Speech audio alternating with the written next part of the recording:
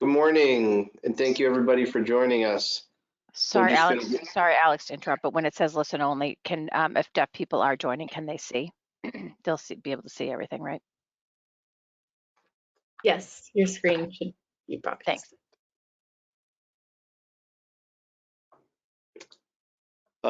Good morning, everybody. Thank you for joining us. My name is Alex Gray. I work under Trin Nguyen in the Office of Workforce Development in the City of Boston, and we're really excited to have everybody joining us this morning. It's a very unseasonably warm day in the City of Boston, so we're very grateful that you're here to give up some of your morning to talk with us about this really important conversation on the importance of building an inclusive workforce for people with disabilities. So we'll just give it another minute for folks to join. I know that we're trying to get everybody admitted that has joined and try to get all the presenters and panelists we've sent links to join. While we're waiting, I know that Jessica has some information from the Office of Workforce Development. She has a slide to share about our ASL accessibility for this event. So Jessica, feel free to share that, and we'll leave that up for a few seconds for folks to take in, and then we can continue on.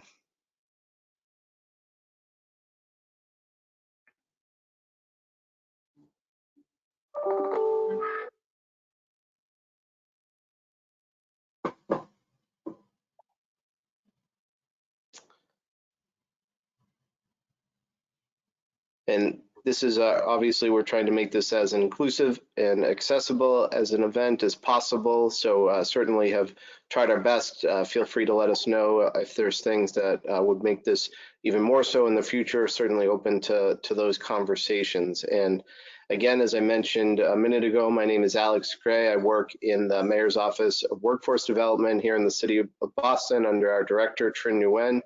And really excited to have everybody join us this morning for this really important conversation on building an inclusive workforce for those of us with disabilities. I personally am somebody with a disability, so it is a matter of both professional and personal interest for me.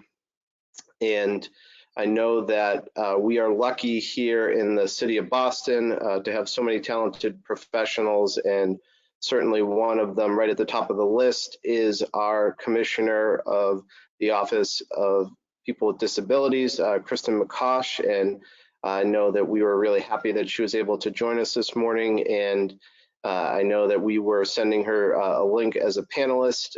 Commissioner, were you able to join as a panelist, or do we need to send you the correct link? I guess, Jessica, let me know where we're at with that. Yeah, I sent Kristen the panelist link, but I still have not heard back. Okay. Well, we can, what we can do is I can, Commissioner Makash, we would love for you to say a few words. I think that there was a link for both panelists and for participants, and I know that we've been correcting that with a couple of folks. So if you can look at your email, feel free to jump on the other link. We'll start introducing some of our speakers, and whenever you're able to jump on, Jessica, please let us know, and we'll be sure to let Commissioner Makash jump right on, because we are very fortunate in the City of Boston to have Commissioner Makash, certainly one of the local and national leaders on issues of people with disabilities. And so I'll start the presentation introductions now, and like I said, Commissioner Makash, feel free to jump in, and we'll make sure to get you in whenever you're on. So thank you. And you know, to get to the actual presentation today, we're really excited to have for the State Exchange on Employment and Disability two really informed and educated individuals who have done so much work on studying the trends nationally and locally on issues of employment and disability. Katia, Albanese, and Silverstein are people that we were connected to a couple months ago here in the Office of Workforce Development. Our director, Trin, had the opportunity to connect with them at a conference not that long ago, and we've been sharing some of their reports amongst ourselves, and really have grown to admire the work that they do tremendously. And we're just so happy to have both of them here today presenting. So I will hand it over to the two of you to get things going. And I think that there will be some room for some questions at the end, so feel free to submit those. And again, thank you for being here, and I'll hand it over to you, Katia and Bobby. Thank you so much. And Kristen is on the phone, has signed in. Perfect timing. So sorry about the link there, Commissioner, and feel free to do your speaking portion now. Great, thank you so much, Alex. I apologize, I'm not that web savvy, that tech savvy. So I was on the general audience. I could hear everybody, but I couldn't speak. So I went back in and got the right link. But thank you so much for inviting me and for inviting me to speak. So my name's Krista Makash. I'm the Disability Commissioner for the City of Boston. In my role, I lead the city's collective efforts towards accessibility and inclusion. I have a small staff, there are only 8 of us. So the way we really have an impact is on systemic accessibility. So we work closely with the other city departments to ensure that all the work they do meets compliance with the ADA. And also we try to go one step beyond that and not just meet bare minimum compliance, but really make an inclusive city so everybody with a disability can experience everything the city has to offer. We know that it's been a really tough year with the pandemic. When it first hit, we sort of pivoted all our work to emergency response, like a lot of city departments did. And now we're kind of seeing the fallout from what happened. We tried to keep residents safe and make sure they had stable housing and food and PPE. But now we know that employment has just really been impacted. It's impacted people who are looking for work, who were working, and also because the businesses are in a different position right now. A lot of them have closed. You know, it's just a different world right now in 2021. And that's why I was really glad when Alex reached out to me about this webinar, because I'm really interested to hear all the data on unemployment and employment for people with disabilities, just to see where we are.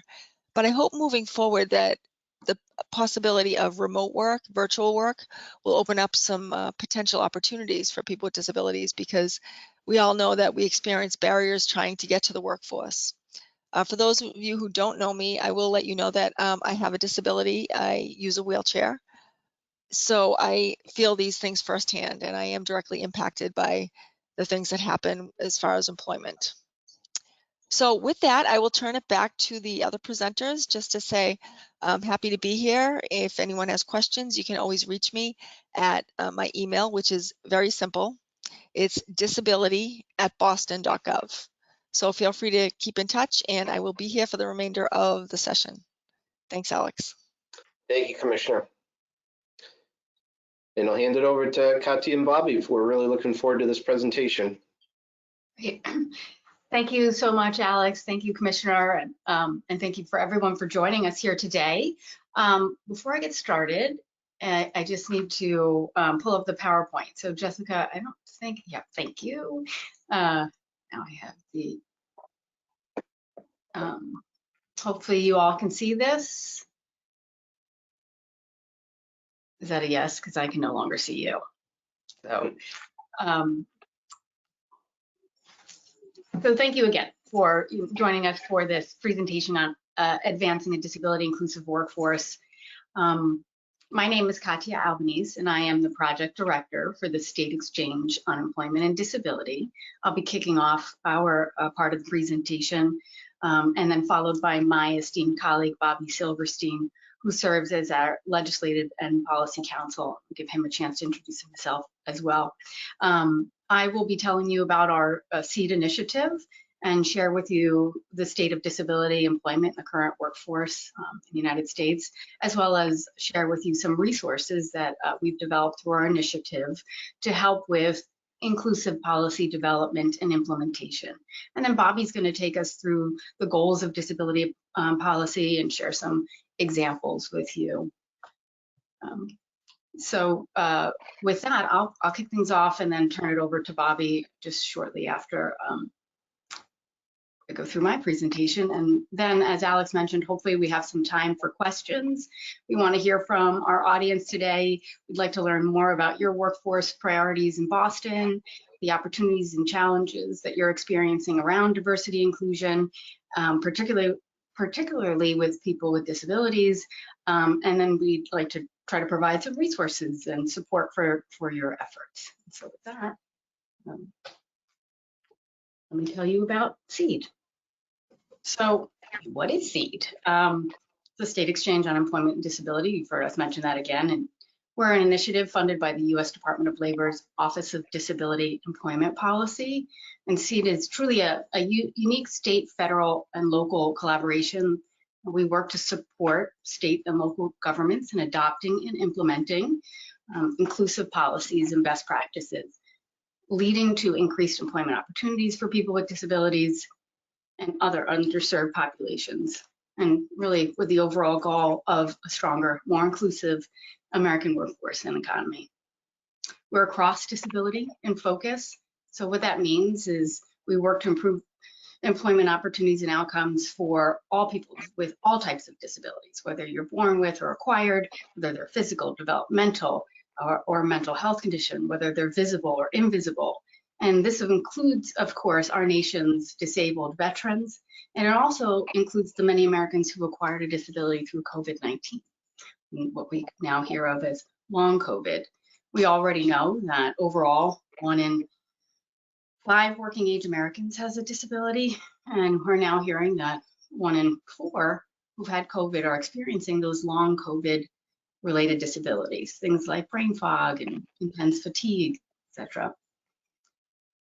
It's important to note for all of you that our initiative, although funded by the federal government, it's not seeking to influence state or local government policy. Rather, what we do really is provide an avenue for state and local governments to request information and resources to support their policy goals around the employment of people with disabilities, and really customize our assistance in order to help you and your local, and with you and your local constituencies to really address the issues that you're dealing with.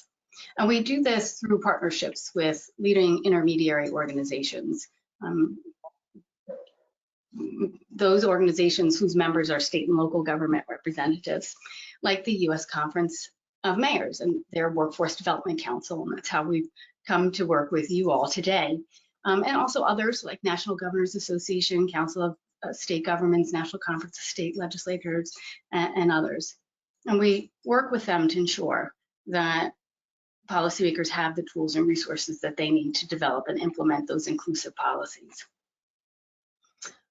We also work with state and local governments to identify disability employment policies, programs, and practices in their state and local governments, and provide policy actions to them on specific issues of interest to them, to their state and local governments. So our policy assistance is truly customized. It's unique to each locality in each state and really each policymaker that we work with. Oops, I think, okay, here we go. We offer through our initiative a variety of policy assistance supports, as I've already mentioned. What those look like, again, depending on the needs, but we provide everything from testimony and subject matter expertise, like presentations like this, to policy priority mapping for states and localities. So that includes research and data around disability employment, policy analysis, what's already in existence in that area, where there are opportunities for additional policies to address some of the barriers or gaps in policy, and other development and implementation support. We also serve as a liaison to other initiatives and resources, and I'm just going to quickly mention 2 that I think might be of interest to you, and we can put these in the chat if that would be helpful. With the Employer Assistance and Resource Network on Disability Inclusion, askearn.org, very easy, ASKEARN.org. That's a free resource also from the U.S. Department of Labor's Office of Disability Employment Policy that works with employers. It's for employers to provide resources around policies, practices, and strategies for disability employment policy. In addition, there's the Job Accommodation Network, which many of you may have heard of already. That's askjan.org, askjan.org. And this is a free consultation service, confidential, offered again by the U.S. Department of Labor's Office of Disability Employment Policy, that provides guidance and technical assistance around job accommodation solutions, the Americans with Disabilities Act, and self-employment and entrepreneurship options for people with disabilities. It's both for the employer and for the individual. Okay. Some specific resources just to mention real quickly, and I do encourage you, if you have the opportunity to visit these websites, we'll also put our general website up towards the end of the presentation and encourage you to visit the site. But we offer dozens of resources for state and local government. But the, you know, the what's the word I'm looking for? Really the guidepost for us is our Work Matters. It's a policy framework for states on workforce development for people with disabilities. And this is a set of policy options and strategies, tactics, and examples from all 50 states, more than 240 state examples around really developing an inclusive policy framework for states and local governments. We also have a simplified Work Matters checklist, which helps policymakers when they're designing policy and implementing policy to ensure that they are developing inclusive policy. We have other resources like a Stay at Work, Return to Work Policy Toolkit, which is, of course, right now when we talk about COVID-19, staying at work, returning to work, these are major issues, one of the most you know, prevalent issue in policy development right now. So what are some of those strategies that have been implemented before that states can be using now in this current environment? Another particular for this audience that I think would be of interest is the Advancing Inclusion and Diversity in the Workforce resource. And towards the end of the presentation, we'll highlight this and another toolkit that we've created with the U.S. Conference of Mayors. But the Advancing Inclusion and Diversity in the Workforce toolkit really highlights best practices in local government. So at local government, you know, city level, you know, what states are doing, excuse me, what local governments are doing, what cities are doing to really advance inclusion and diversity in the workforce. And of course, we also have listed on this slide all of our COVID-19 recovery resources. It's obvious, and the commissioner mentioned this, it's obvious that the pandemic has affected us profoundly, and both personally, professionally, but it's had an even greater impact on those with challenges to employment. And what we've been doing over the last year is looking for, you know, how states and local governments are responding to the pandemic, how to help them ensure that the policies they develop are in line with, you know, current or the civil and civil rights laws. And we've created a series of resources for you all, including a COVID-19 policy framework and checklist. We've also tracked the federal disability specific and other related policies around COVID-19. And our partners have developed a whole series of resources where you can find all of these on our website, which is listed here at the bottom at dol.gov/agencies/ODEP/state-policy. And what we focused on were key issues like returning to the workplace, workforce retention and preparing for work. And priority issues included safety and health policies, telework, mental health, equitable COVID-19 vaccination access and distribution, and again, workforce readiness, things like preparedness, apprenticeships, and inclusive work-based learning opportunities.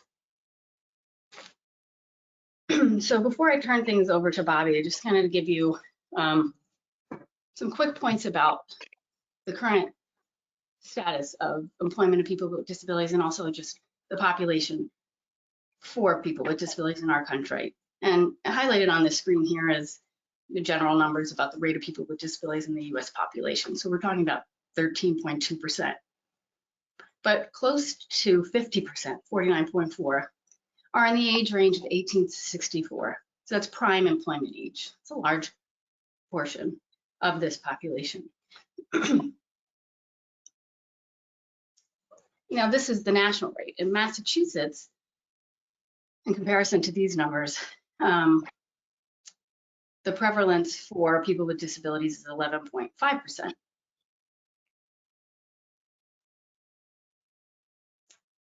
Just trying to get here.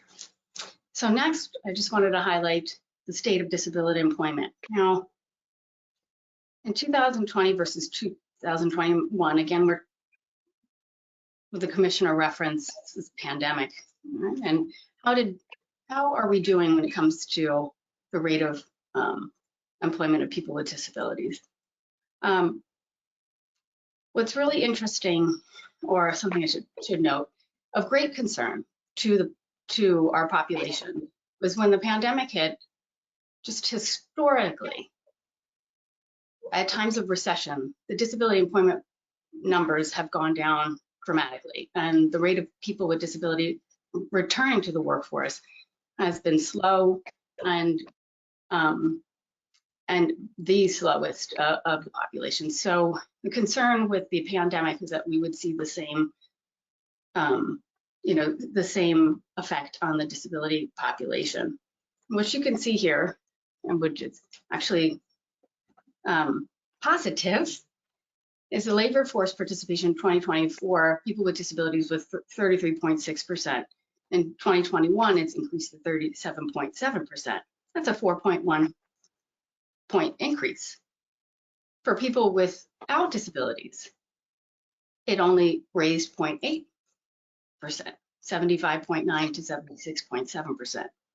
And the employment to population ratio, we see a 5.5% increase for people with disabilities versus a 2.7 point increase for people without.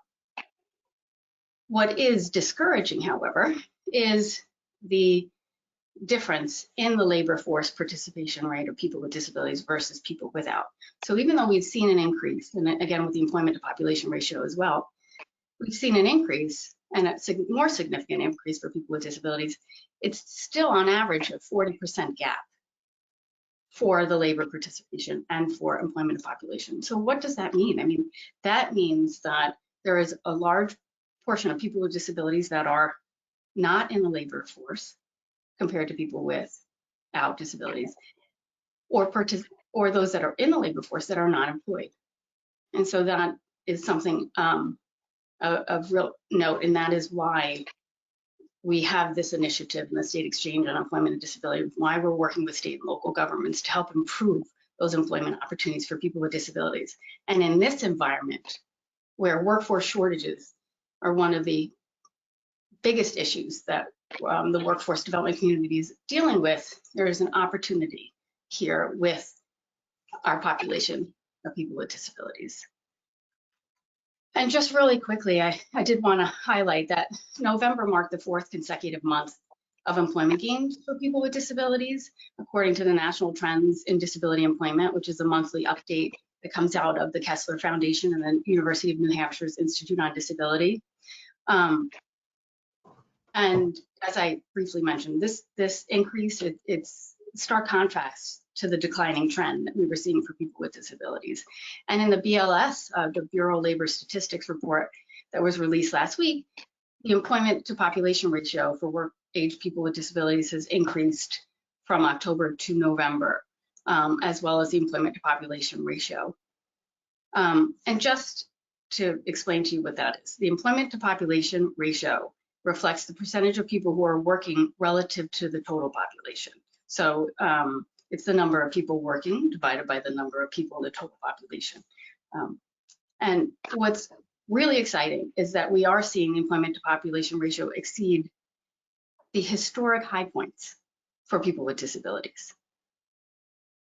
Specifically, in November, the employment to population ratio is not only higher than it was before COVID-19 pandemic, but it exceeds the all-time records high of the fall of 2008, when these numbers were the starting of recording of these numbers.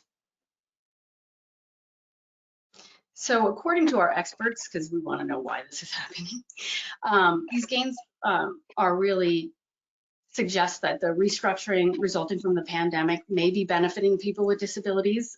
So we're really excited about, what are those restructuring aspects? What is the focus of them? What are we doing to improve the employment of people with disabilities? Is it these opportunities for more telework? Is it the movement from states and localities to make their policies more inclusive? Well, it's all of that. And so with that, actually one more slide for you before I turn things over to Bobby. I just wanted to talk again about diversity. And diversity, whether it's race or ethnicity or disability, it really encompasses a range of unique experiences and attributes. And disability is the nation's largest minority group. And our goal at SEED has always been to promote disability as part of diversity. And it's really important to note that people with disabilities are represented across all racial and ethnic groups. And disability is just one group that anyone can join at any time. And just to give you a quick snapshot of that and how across the ethnicities and race, 3 in 10 American Indian Alaskan Natives are people with disabilities. 1 in 4 Black Americans are people with disabilities. 1 in 5 white Americans are people with disabilities, and 1 in 6 Native Hawaiian Pacific Islanders are people with disabilities. 1 in 6 Hispanic Americans are people with disabilities, and 1 in 10 Asian Americans are people with disabilities. And with that, I'm going to turn it over to my colleague, Bobby. Bobby? Thank you, Katia. Again, my name is Bobby Silverstein. Just a quick bio. I am the former staff director and chief counsel to the U.S. Senate Subcommittee on Disability Policy. I worked there in the Senate for over a decade, and before that in the House of Representatives. I had the incredible privilege and opportunity to be on Capitol Hill when we drafted and enacted the Americans with Disabilities Act, Section 508, accessibility, websites, online system, mobile app, other information and communication technology for the federal government, affirmative action provisions for government contractors, and special education, vocational rehabilitation, among other programs. Currently, as Katia said, I am the Legislative and Policy Counsel for the SEED project. Now, the title of our overall presentation is Advancing a Disability Inclusive Workforce. For those on the phone who are here for the presentation, what do we mean by disability inclusive? As policymakers and advocates, we want to make sure that the workforce is disability inclusive. But what do we mean by that? What do we have a framework that is developed over time that can be a checklist to see if in fact the workplace is disability inclusive? And it could be the city as a model employer of people with disabilities. It could be transportation, daycare, which is essential. It could relate to returning to the workplace in the post-COVID world. It could be telework policies. It could be disability-owned businesses. Could be preparing for the workforce, whether it's one-stop career centers or vocational rehabilitation programs. How do we make sure that the various programs of services and supports, the opportunities presented are disability inclusive. And I want to share with you now a framework that you might want to use for reviewing whether a policy or practice is disability inclusive, and also for designing and implementing new policies and developing new practices. And we have a checklist, which Katia, if you could put in the chat room, or it's at the end of the presentation, our disability policy framework checklist for you all to use to review and assess how disability inclusive a policy or practice actually is.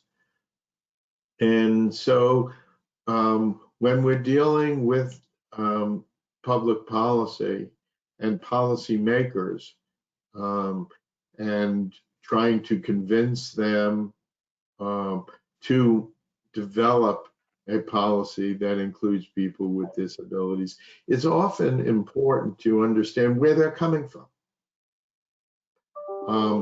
And what we describe here is one approach that some policymakers have is based on what we call the old paradigm, the old approach of disability, which looked at people with disabilities as defective and in need of fixing. Sometimes it was based on charity and pity. Oh, these poor, dependent, defective folks with disabilities, we're going to fix things for them. We're going to make things better for them. Or possible malevolent treatment. And we had ugly laws in a lot of cities around this country. Chicago had an ugly law on the books until the 1970s, which said that anybody who is defective, deformed, can't be in the public ways. And if they are, they're subject to penalties. We had total exclusion from public education. There was a Supreme Court case in Wisconsin dealing with a boy named Merritt, who was excluded solely because he had cerebral palsy, because they were afraid he would take up an undue time and attention from other children. We had forced institutionalization in this country. We had all kinds of exclusionary policies. Justice Thurgood Marshall described our treatment of people with disabilities as grotesque and worse than the worst excesses of Jim Crow laws. So when we're dealing with public policy, it's very critical to start with understanding where the policymaker is coming from. Is it pity, charity, or is it malevolent, saying that these folks should be out of sight, out of mind? Next slide. But through the work, that's the reference to the advocacy checklist, but the new paradigm of disability policy has a couple of very simple premises. Disability is a natural and normal part of the human experience that in no way diminishes a person's right to fully participate in all aspects of society, including employment. And that the focus of our public policy should be on fixing the physical and virtual environment, not fixing that person with a disability. So the first thing in terms of making sure that something is disability inclusive is to make sure that the policymakers, that those who are providing services and supports, embrace, understand, and embrace the new paradigm of disability policy. Next slide, please. Now, in the Americans with Disabilities Act, Congress has identified or enunciated the 4 goals of disability policy. These are not the goals for the ADA. These are the goals for everything, not only civil rights statutes, but the provision of services and supports. And the real overarching notion is the principle of universal design. The more we take into consideration the needs of folks with varying functional strengths and limitations at the initial design stages, the greater the chance we're not going to need to have reasonable accommodations or make certain modifications. If we can embrace the principle of universal design, not only in terms of physical access, virtual access, but also in the provision of services and supports. And the 4 goals of disability policy articulated in the ADA are equality of opportunity, full participation, independent living, and economic self-sufficiency. So let's look at each of these goals in a little bit more detail. Next slide, please. Equality of opportunity. Again, checklist for what do we mean by disability inclusive? Does it foster individualization? Do you make decisions based on facts, objective evidence, and science, not fear, ignorance, prejudice, labels, pernicious mythologies? Do you treat people and develop individualized education programs, individualized plans for employment? Let's look at the individual, not the label.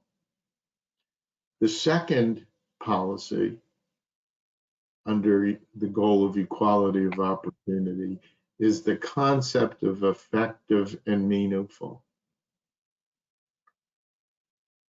If I have a lecture on the 3rd floor and there's no way to get up to the 3rd floor other than stairs,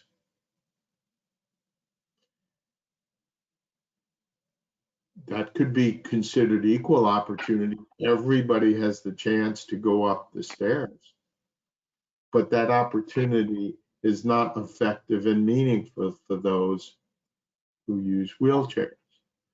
If I'm talking to you, that's equal opportunity, but a deaf person may not be able to hear me. Effective and meaningful opportunity would be captioning and the provision of an interpreter.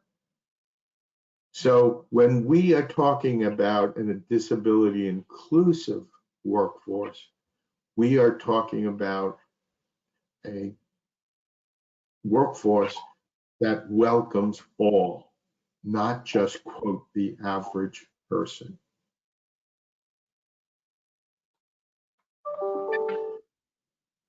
We have legal terms and disability mumbo jumbo to describe this.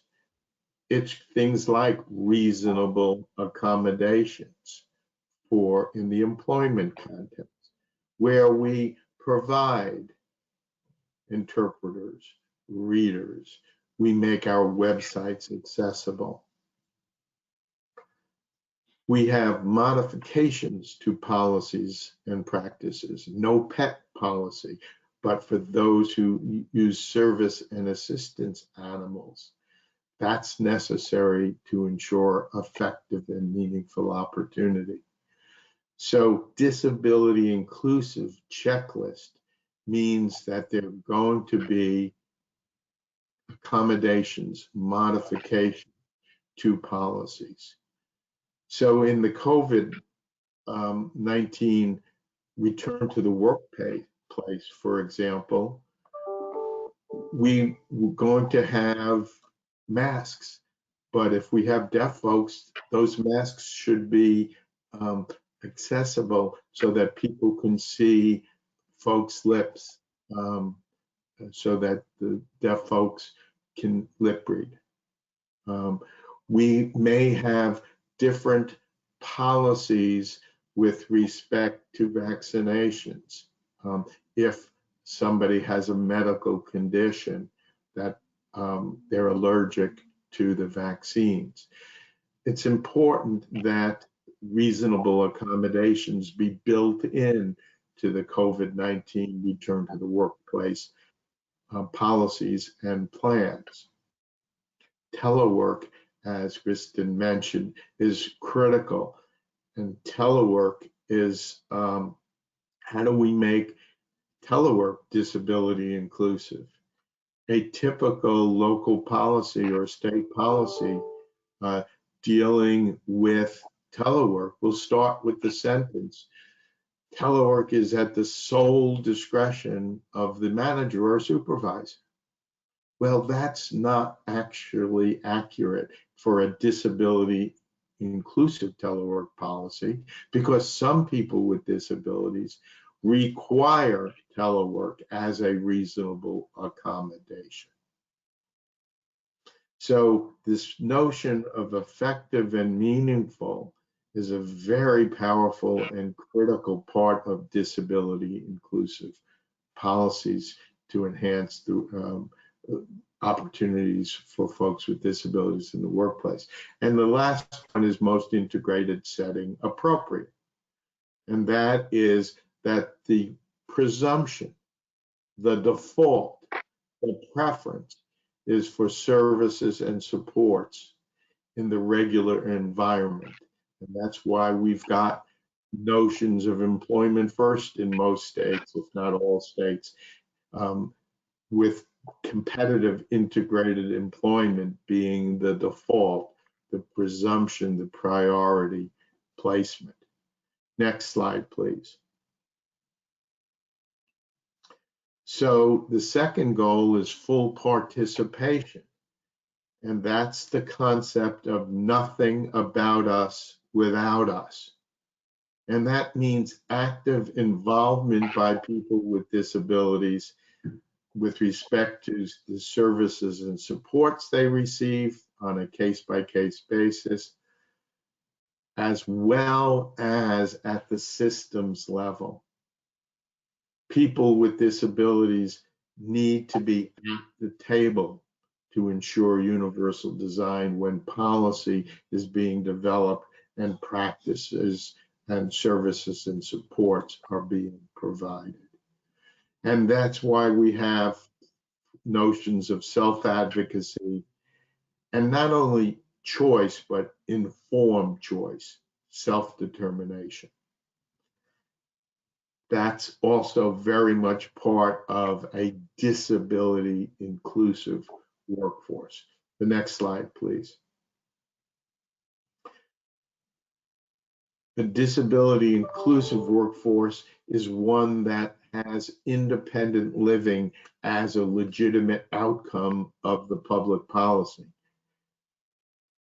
But it also includes skill development, including self-advocacy training, long-term services and supports, including personal assistance services, and cash assistance under the SSI, SSDI programs.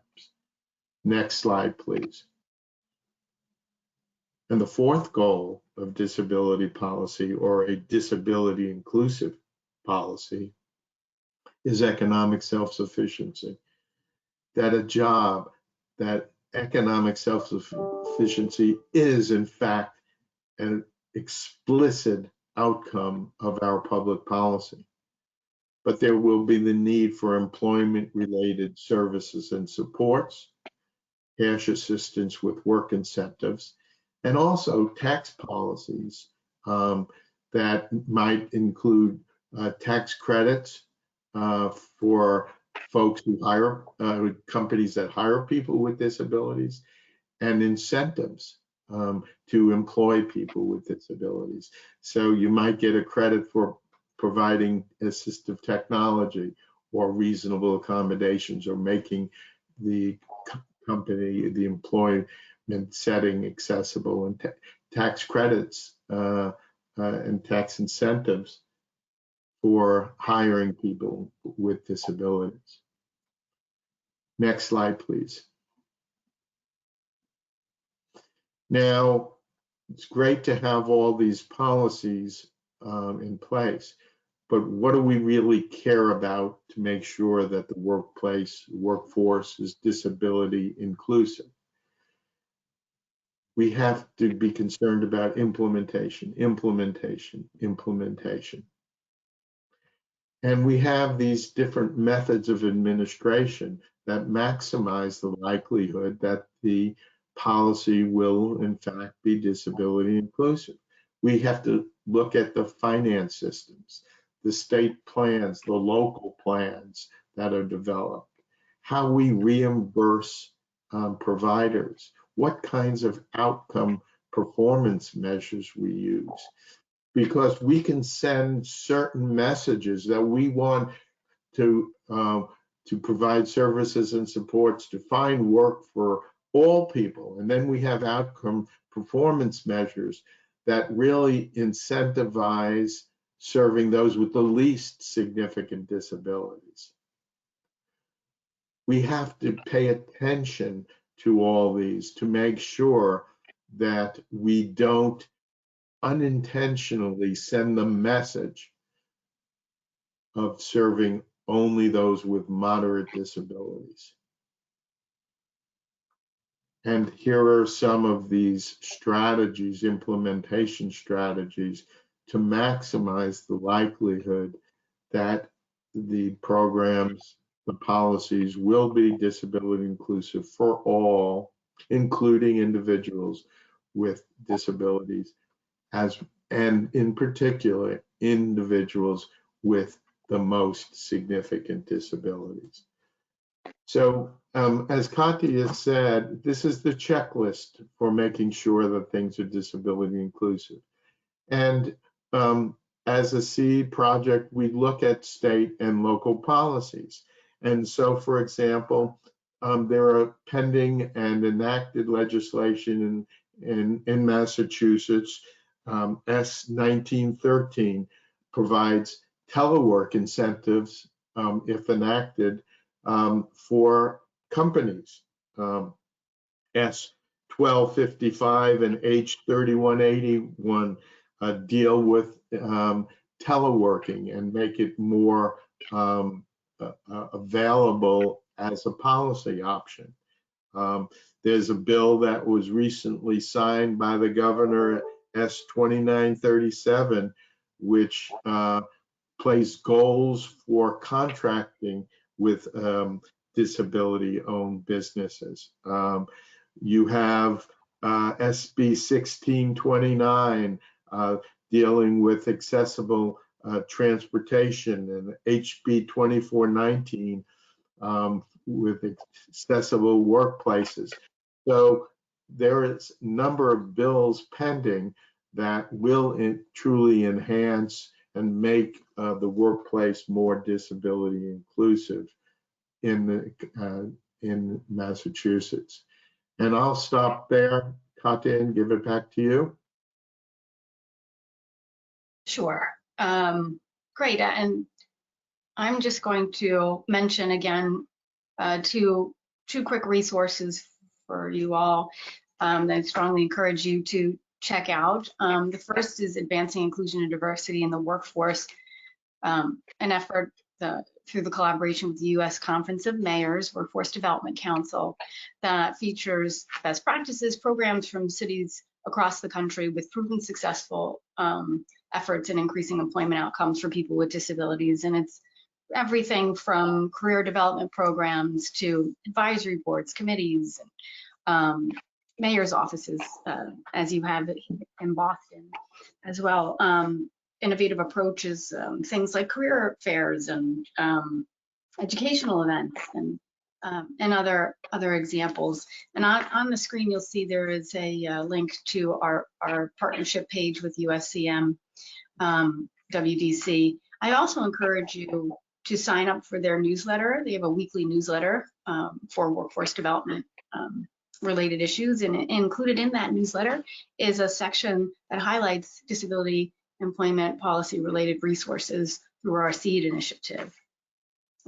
The second resource was just recently released by USCM on providing effective workforce development services to individuals with disabilities in a limited resource environment. And this is specifically developed and result of the COVID-19 pandemic, and really to feature actions that cities and workforce leaders can take to expand employment opportunities, especially in this type of environment that we are following a pandemic such as the one that we're in.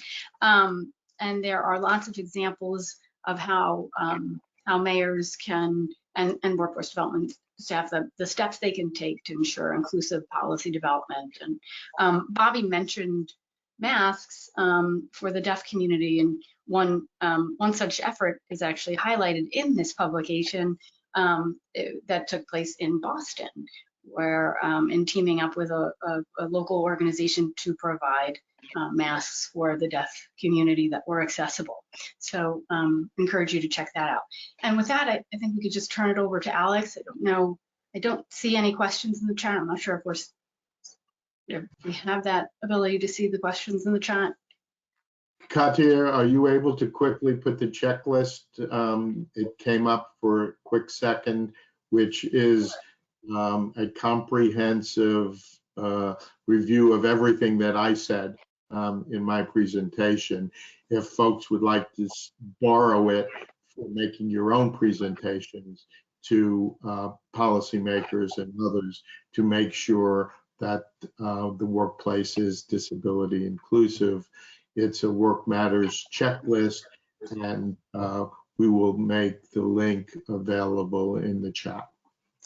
Yeah, I'm not able to post the chat to the participants, but I've gone ahead and sent it to Jessica, but it is up on your screen, I believe.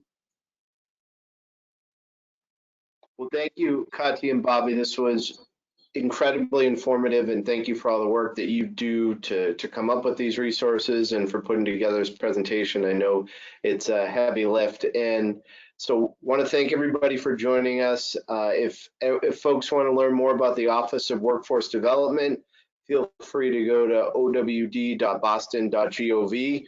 We have all kinds of resources for residents here in the city of Boston. Feel free to follow us on our social media platforms, which you can find there to learn more.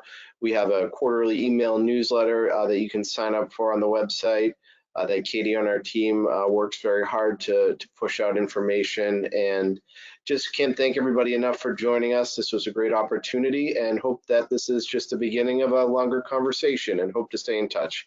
Thanks again.